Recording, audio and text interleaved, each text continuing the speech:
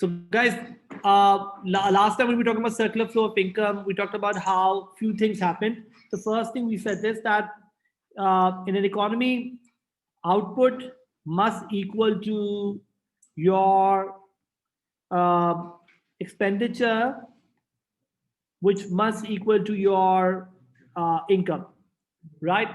And we're going to use this for later as well, because we're going to find out how do we calculate GDP, and we're going to use this. But there's something else that we talked about. We said this, that W must equal to S plus T plus M, right? Withdrawals in an economy is equal to savings plus taxes plus imports.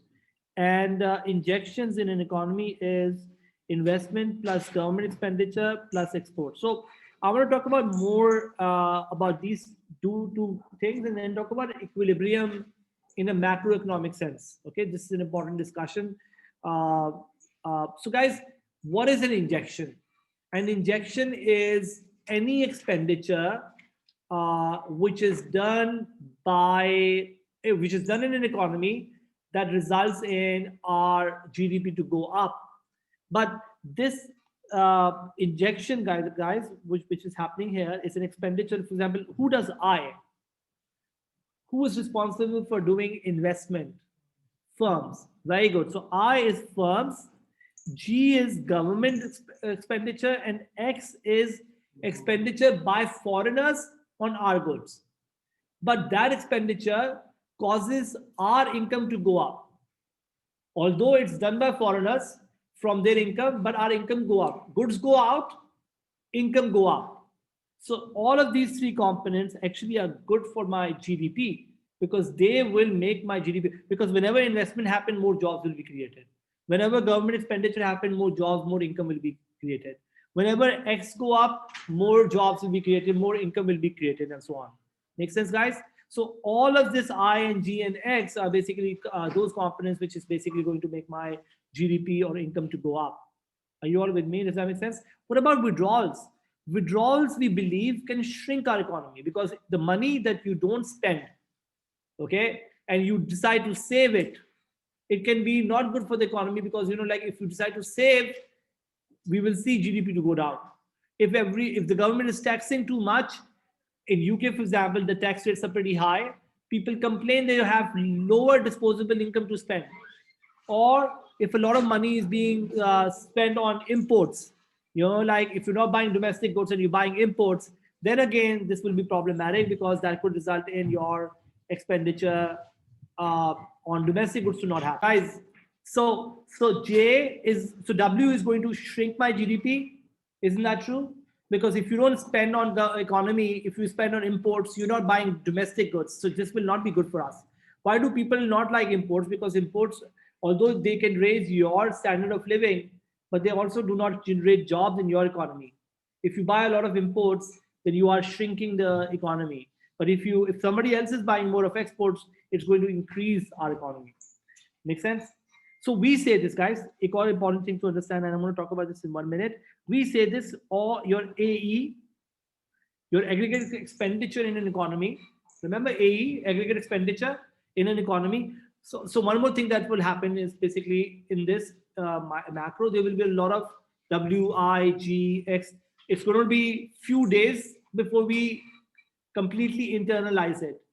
Like right now, you might be thinking, like this too many terms, but sooner or later, you will be fine, because it will be natural for us, because these symbols, they're not really fluctuating. So AE is aggregate expenditure. Can I say the total expenditure or aggregate expenditure in this economy is equal to CD? CD means domestic consumption. Okay. All the consumption which is happening on domestic goods, not foreign goods. All the consumption that is happening on domestic goods, CD. Why is this not coming on the screen? Just 1 minute. So guys, CD plus J.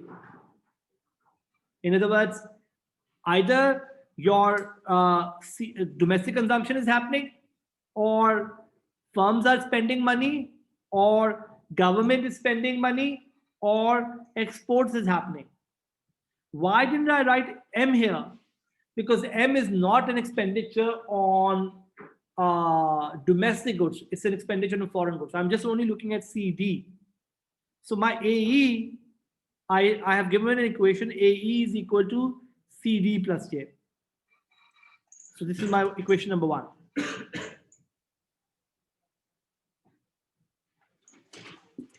Do you guys agree with this equation? That who spends the money in the economy? Either consumers, domestic consumers, or firm, or government, or foreigners on your goods. Because they spend on your goods, it's an expenditure on your goods. That's why I'm putting it here. The goods will go out, the money will come in, which is good for us. Got it? Similarly, on the other side, your income. Income, we say, is equal to Y, we say is equal to CD. Your income will be spent on either domestic goods or will be saved, or government will tax it, or you might buy imports.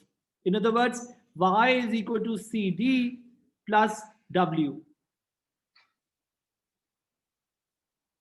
There is no other sort of expenditure. There is no other use of your income. So if I earn, for example, money, either I will buy on domestic goods, or I save it, or the government will tax it. So I get disposable income. Whenever I get salary from CEDA, they give me income after tax. So they automatically deduct the taxes. And the money that I have, either I buy foreign goods or domestic goods, or I save it. Is there any other thing that can come to our mind which we can do with our income? And the answer is no. So equation number 2 is this. Are you all with me? So equation number 1 is CD plus J, and equation number 2 is Y is equal to CD plus W. Why am I doing this? Is because this is going to be very useful later on. We will, when we do our economic model, this is going to be useful for that. Okay. Now, guys, in equilibrium, this is what we talk about. In macroeconomic equilibrium, we say W must equal J. Why? I will talk about it in 5 minutes. But right now, assume W must equal J. Okay, why does it happen? I'm going to talk about it in 2 minutes. But if I tell you W is equal to J, right? So look at equation number 1. Equation number 1 says A is equal to CD plus J. Okay, and Y is equal to CD plus W. So CD and CD are equal. Isn't that true? And in equilibrium, J and W is equal. Right? CD is equal to CD because CD means same thing. And I'm saying in equilibrium, J and W are also equal. So can I say this? In equilibrium, not only W is equal to J, but also AE equals Y. Are you all with me? Not only W is equal to J, but also AE is equal to Y. If W is equal to J, then this and this are same, this and this are sort of same, and therefore AE must equal to Y. Why is W equal to J is a question that I'm going to answer in 5 minutes, 2 minutes now, right? But if W is equal to J, AE must equal to Y.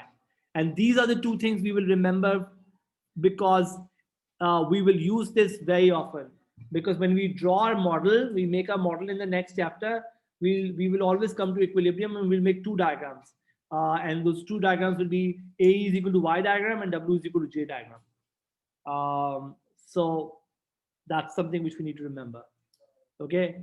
Because due to leakages, injections occur. No, not really. We'll talk about this in 1 minute, Haris. But are we happy to move on? So 2 things to remember. Okay. Why did I go through with so much of terms and whatever? It's honestly speaking, this result matters at the end of the day. Nobody will ask you to prove it. We're not in that stage where they say, why is W equal to J also? But we need to know why is W equal to J is something which we need to know, but they will not ask you to prove this mathematically. But I'm just telling you this because this is going to be useful. Now, guys, why is W equal to J an important condition for equilibrium? It's a good question to ask. For that, I need to say this. What if W was greater than J? Okay. What if W is greater than J? What does that mean? More withdrawals are happening than injections. Isn't that true? Iska matlab, what does that mean? More money is going out than coming in. Isn't that true? Right? Economy is shrinking, which means, can I say if W is greater than J, Y should fall? Income should fall. Isn't that true?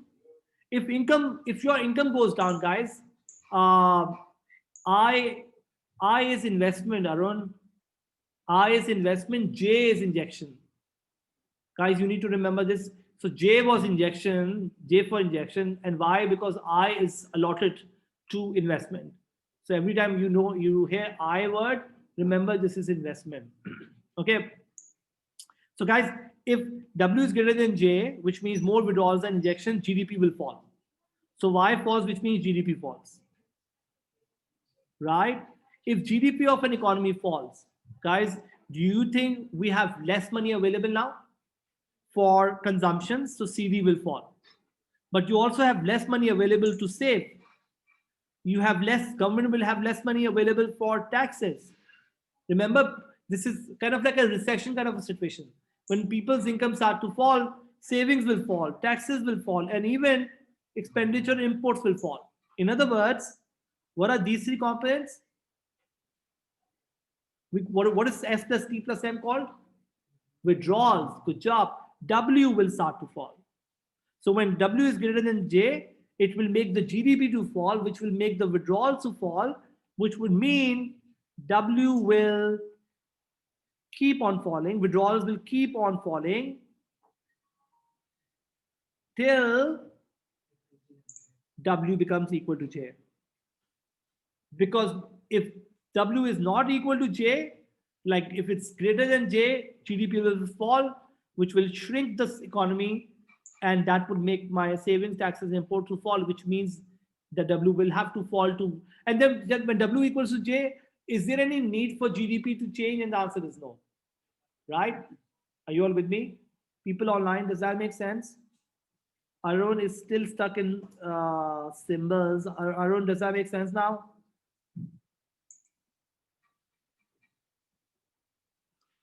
Okay. Now I want to move another case. What if somebody asked me, what if W is less than J?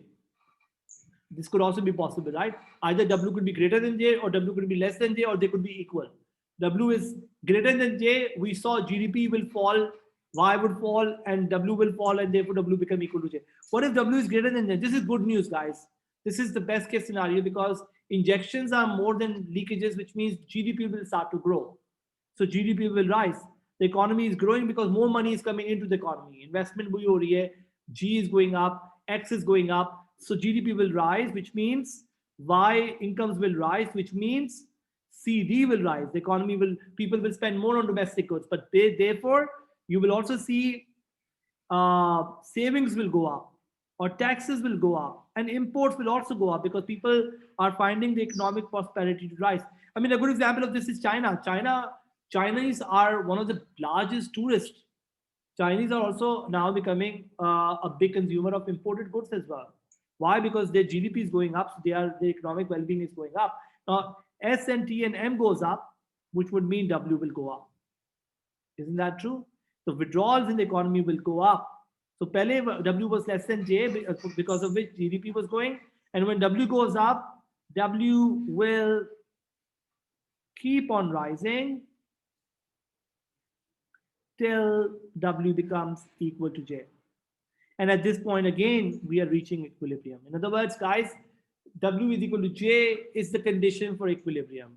And if ever there isn't any W equal to J happening, then the economy will either shrink or grow to make that equal. How long will it take to make the equilibrium happen? You know, how long does it take for a macro? And the answer is we don't know. We don't know what they could. It's not like microeconomics where, you know, like factors were variable in the long run and equilibrium was like seen from short run and long. This is not microeconomics. This is macro, where we don't know when the equilibrium happened, but whenever equilibrium happened, A must equal to Y, W must equal J. That's what we say. Are we good? Any questions, guys? Yeah. Are we good to move on? Okay. So now I'm going to talk about, we're doing well in terms of time. Are we good? Quiz, any questions before we move on? Sejal, everyone? Okay, awesome. Moving on, guys. The next question that we're going to talk about is basically, and I'm going to put a star here because whenever I put a star, remember this is the topic that comes in an essay question. You know, now we are thinking about A levels from an exam perspective. There are some questions that throughout our sort of as we are going page by page in our notes also, I'm going to point out, I'm going to say, please prepare this for your essay question. This is probably one of the easiest essay questions, but it comes very often. The examiner asks you, what are the sometimes 3 ways of calculating GDP? It's a 12-mark question. Or sometimes they can say, what are the 2 ways of calculating GDP out of 3, which is a 10-mark question. But it's something which is super easy, as you will soon see, and something which you need to prepare. So in your notes, I would like you to write 3 ways of calculating GDP as important, because this is something which definitely comes, definitely a topic that I will ask you to prepare when, like when I'm telling you, prepare this, prepare that in macro. This is something which I'll ask you guys to prepare for your essay question, okay? So people at home, I'm going to put that a star here because it's a very important topic. Guys, what are the 3 ways of calculating GDP? And the answer is, the 3 ways of calculating GDP is basically simply the output method, expenditure method, and income method. So we have 3 ways. We said this in our circular flow of income, that output must equal expenditure must equal income. Okay. So what is the output method? So the output method simply measures all the value of output produced by industry. So for example, if I want to know Pakistan's GDP, I'm going to find out what my total output is produced by all the firms in the country for goods and services both. Are you all with me? It's going to be a very difficult task because you have to go to each and every firm and figure out. But if you want to figure out that, this is what you're going to look at. Look at all the output that is produced in the industry by the industries, which includes goods and services both. Make sense? The best way to go about this is that all firms are reporting their output or reporting their income, and they give you numbers, and then from that you can figure out the output. Now, but when you're figuring out this output, guys, you need to make sure that there is no double counting. Okay, I want to explain what double counting means. Double counting basically means, let's say you go to a car industry, okay, and you ask them, how many cars did you produce? And they said, we produced 4 cars. Okay, let's say they say we produced 4 cars. How many tires would you use in 4 cars, by the way?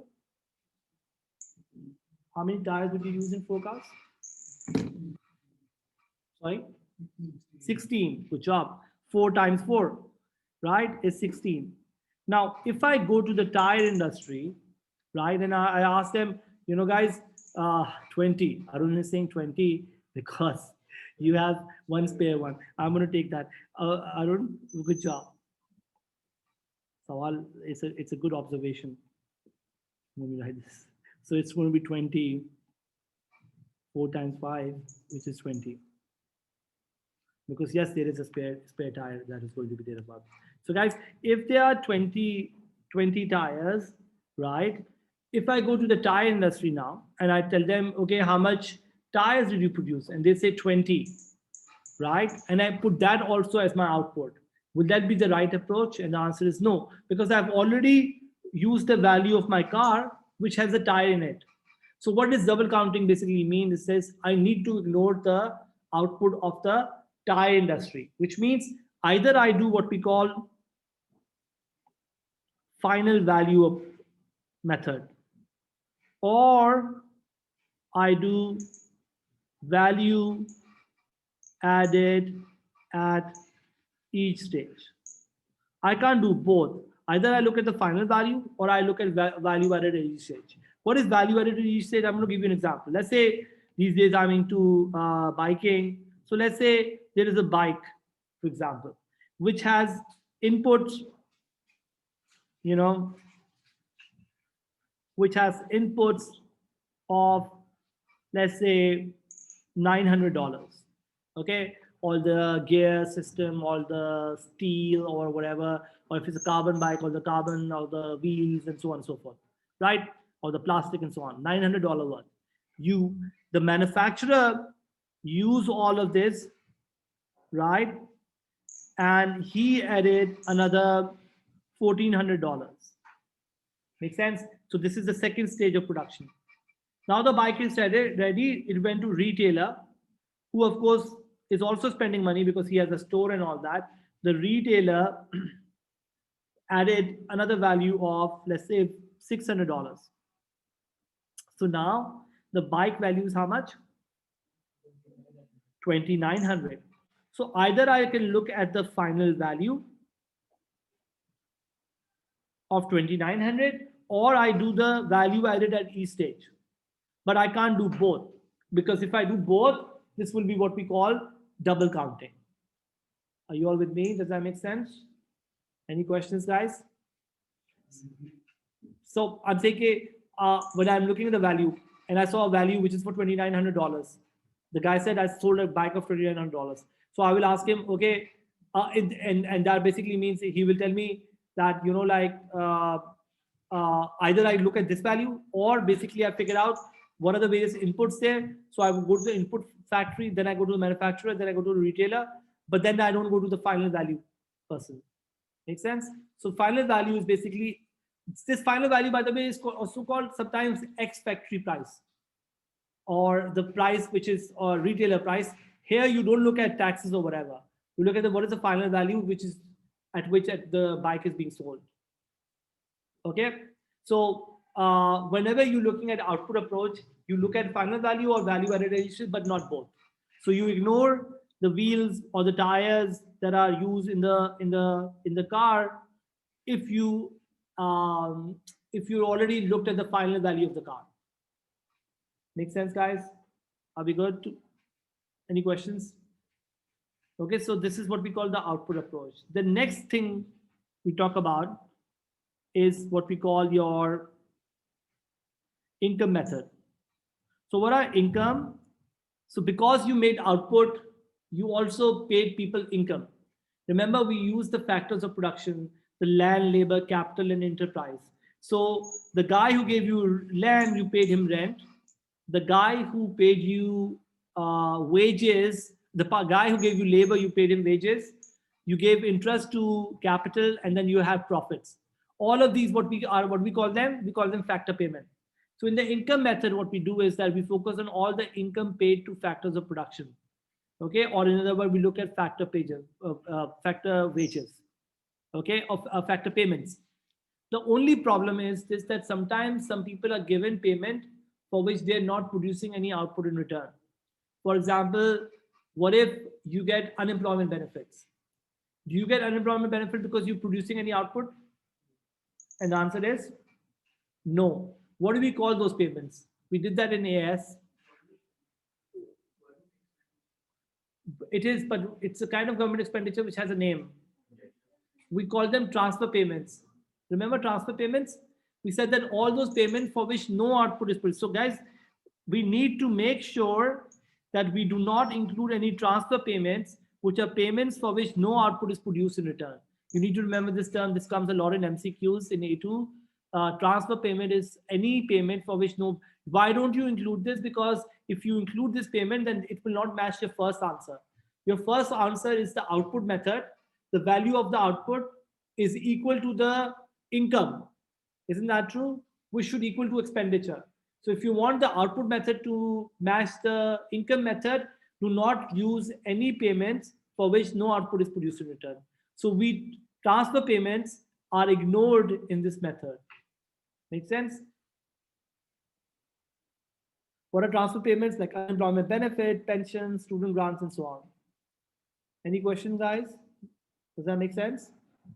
So in our second method, we ignore transfer payments. In the first method, we need to make sure no double counting can happen. In the second payment, we need to make sure that transfer payments are not included in ours. The third method, are we going to move on? Right? The third method is what we call expenditure method. In this expenditure method, what we look at is something called C plus I plus G plus X minus M. Why am I subtracting imports? Anyone?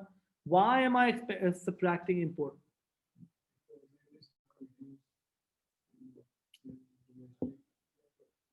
Because this is the expenditure which is done on foreign goods and not on our goods. Exactly. So if I need to, in my consumption, some part is imports as well. I need to reduce that. So consumption is all the consumption of goods and services, of which I subtract imports, so that I know this will give me what we have sort of spent on our local goods. Okay, because they are not exactly Isha and Saud. Good job. Haris, have I answered your question? I don't know what you're saying. So AE is all the expenditure on domestic goods. But the problem is, यहाँ पे क्या आता है? What the problem that happens is, guys, this AE is AE, which is market value. What do we mean by market value? For example, if you go and buy a bottle of Coke from the canteen, how much is Coke for? How much is Coke, Coca-Cola for in the canteen? How much is Coca-Cola bottle for? 500 ml. 50 rupees. Somebody told me 60 rupees in the other class. You guys are saying 50 rupees. So 50 rupees, how much is the tax? How much tax did you pay in that? No, you paid a tax. You don't know about it. Some part, if you look at the label, it will tell you GST. The problem that I'm trying to tell you guys is this, that whenever you look at this kind of expenditure, this will give you GDP at market value. This is what we call GDP. Let me write this here. This is called GDP. Sorry, guys.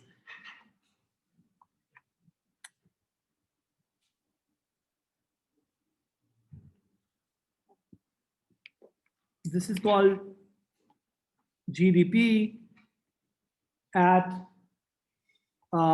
market value. And all other answers were giving us GDP at factor cost, which means at the price at which they were made. The problem with GDP at market value is what, guys? GDP at market value is basically doing two things. Number one, when you look at the bottle of Coke might be for 40 rupees and 10 rupee must be the tax, and that's why you're paying 50, which means there is 10 rupee added, which is called indirect tax. But the factory cost was only 40, which means from this answer, from GDP at market value, can we write this? I will subtract indirect taxes. Why? Because indirect taxes are artificially making my price to go up. But I would add subsidies. Why am I adding subsidies? Anyone? Guys, why am I adding subsidies? Because subsidies is artificially lowering my cost. Exactly. So you would, for market value, you subtract indirect taxes, you would add subsidies, and ultimately this will give you GDP at factor cost or at factory prices or factor cost. Make sense, guys? And this is basically going to match with all other approaches, because those approaches are not artificially increasing your price or decreasing your price. But if I look at the market, if I just go and find out C plus I plus G plus X minus M, they are done at the market value, which means indirect taxes and subsidies are built into it. So I got to adjust my answer and I need to subtract indirect taxes and add subsidies. Make sense? So quick summary. First approach is called the output method, where we need to make sure double counting doesn't happen. Second approach is the income method, where we do not include transfer payments. Third method is called the expenditure method, which will give you GDP at market prices, but we need to adjust it for indirect taxes and subsidies. Make sense? So these are the three methods. Guys, any questions? I'm done for today's class.